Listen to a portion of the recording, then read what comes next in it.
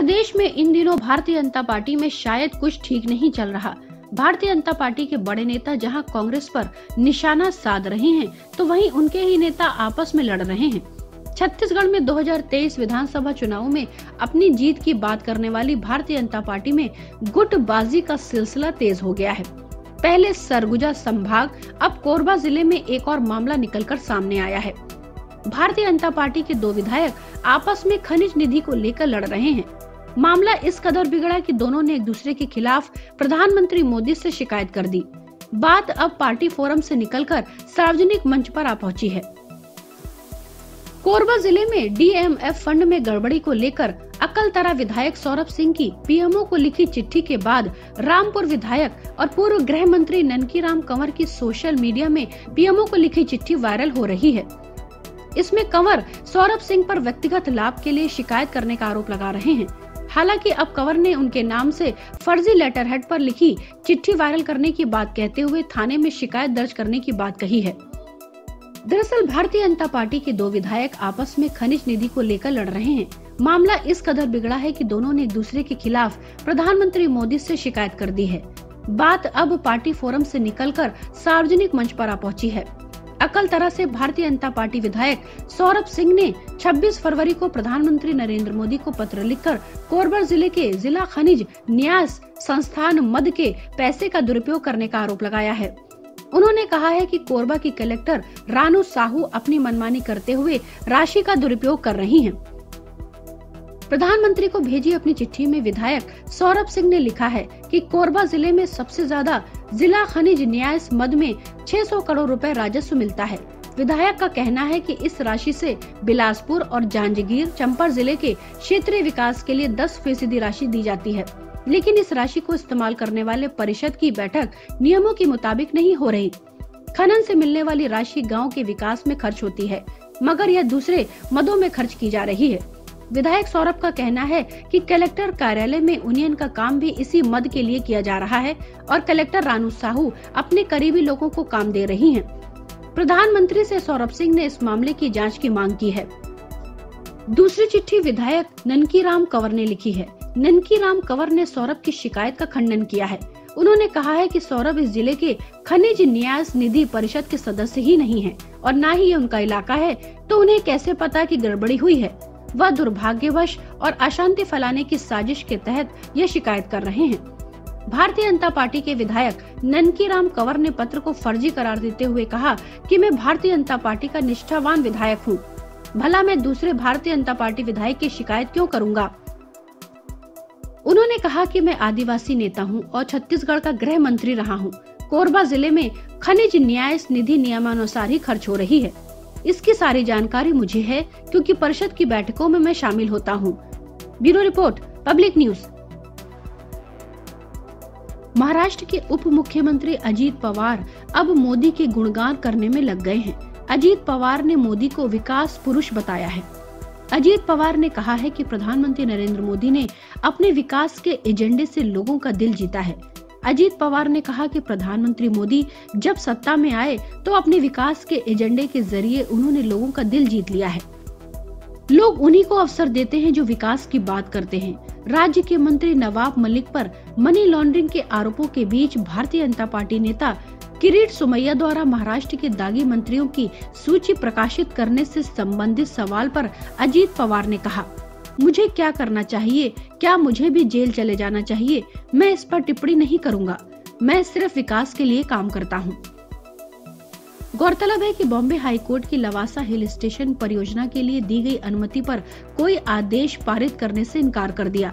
हालांकि हाईकोर्ट ने कहा है कि सरकारी तंत्र पर राष्ट्रवादी कांग्रेस पार्टी के प्रमुख शरद यादव और उनकी बेटी सुप्रिया सुले के प्रभाव और दबदबे के कारण इस हिल स्टेशन का विकास हुआ है।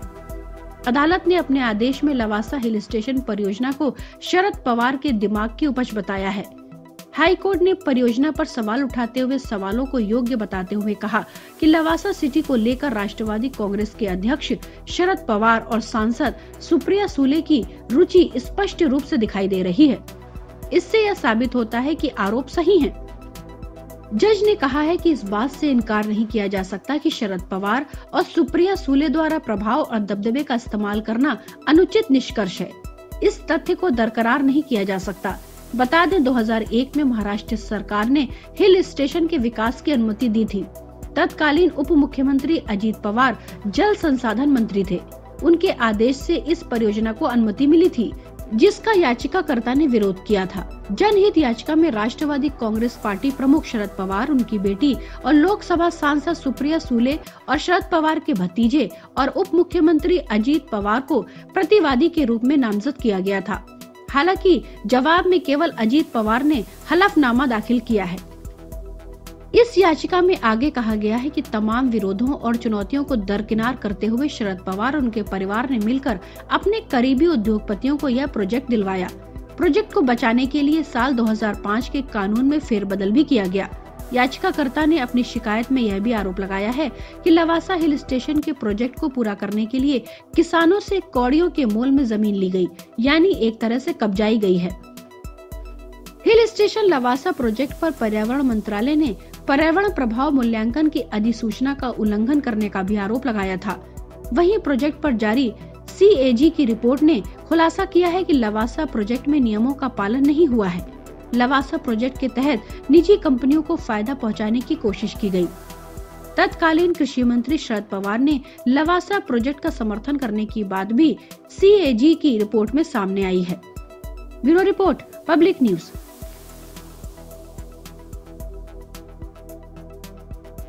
भड़काऊ भाषण और बयानबाजी देने वालों के ऊपर कोर्ट अब सख्त हो गया है। नेताओं के भड़काऊ भाषण से देश का माहौल खराब होता जा रहा है। दिल्ली हिंसा के पहले खूब भड़काऊ भाषण हुए थे। भड़काऊ और उकसाने वाले बयान पर कोर्ट ने अब सख्त रुख अपनाया है। कांग्रेस की अंतरिम अध्यक्ष सोनिया गांधी, प्रियंका गांधी वाड्रा और वायनाड से कांग्रेस सांसद राहुल गांधी को दिल्ली उच्च न्यायालय ने उत्तर पूर्व दिल्ली में साल 2020 में हुए दंगों के मामले में नोटिस भेजा है। बता दें कि कोर्ट ने इन तीनों के अलावा कई अन्य राजनेताओं को भी नोटिस जारी किया है। यह नोटिस उत्तर पूर्वी दिल्ली में हुए दंगों से जुड़ा हुआ है, जिसमें अदालत ने पूछा है कि आखिर पक्षकार के तौर पर उन पर क्यों न मुकदमा चलाया जाए। इसके अलावा जिन अन्य लोगों को नोटिस जारी किया गया है, उनमें आम आदमी पार्टी के नेता मनीष सिसोदिया और अमानुतुल्लाह खान, AIMIM के नेता वारिस पठान, अकबरुद्दीन ओवैसी, महमूद प्राचा, हर्ष मंदर और अभिनेत्री स्वरा भास्कर शामिल हैं। वहीं इसी तरीके का नोटिस भारतीय जनता पार्टी नेता कपिल मिश्रा, केंद्रीय मंत्री अनुराग ठाकुर, भारतीय जनता पार्टी की सांसद परवेज वर्मा, अभय वर्मा को भी भेजा गया है। इसको लेकर कोर्ट ने सभी लोगों से 4 मार्च 2022 तक इस पर जवाब देने को कहा है। इसके अलावा दिल्ली हाई कोर्ट ने दाखिल एक याचिका में दिल्ली के मुख्यमंत्री और आम आदमी पार्टी के प्रमुख अरविंद केजरीवाल के खिलाफ प्राथमिकी दर्ज करने के निर्देश देने की भी मांग की गई है। बता दें, अदालत ने इन सभी के खिलाफ भड़काऊ भाषण संबंधी FIR दर्ज करके इन्हें पक्षकार बनाने संबंधी सवाल पूछे हैं। कोर्ट ने कार्रवाई करने के संबंध में इन सभी का जवाब मांगा है। बता दें, दिल्ली हाई कोर्ट में शेख मुजतबा फारूक द्वारा दाखिल की गई याचिका में फरवरी 2020 में दंगे भड़काने की भूमिका को लेकर राजनेताओं सहित कई अन्य लोगों के खिलाफ प्राथमिकी दर्ज करने की मांग की गई है। गौरतलब है कि 2020 की 23 फरवरी से 26 फरवरी तक दिल्ली में दंगे हुए थे। इसमें 53 लोगों की जानें गई थी। वहीं इस दंगे में 581 लोग घायल हुए थे। बता दें कि दंगाइयों ने 24 से 25 फरवरी को नॉर्थ ईस्ट दिल्ली में जमकर उपद्रव किया था। इसको लेकर कुल 755 शिकायतें दर्ज की गई थीं। बता दें, जस्टिस सिद्धार्थ मृदुल, अनूप कुमार की बेंच ने 2020 में हुए दंगों से संबंधित याचिकाओं पर सुनवाई की है। Bureau report, public news. आदिवासी नेता और गोंडवाना गणतंत्र पार्टी के सुप्रीमो रहे दादा हीरा सिंह मरकाम की मूर्ति तोड़े जाने का मामला शांत होने का नाम नहीं ले रहा। आदिवासी नेता हीरा सिंह मरकाम की प्रतिमा खंडित किए जाने से समर्थकों में खासी नाराजगी है। देश प्रदेश से हजारों समर्थक आज गुरसिया बाजार में खंडित प्रतिमा के पास उग्र प्रदर्शन किया।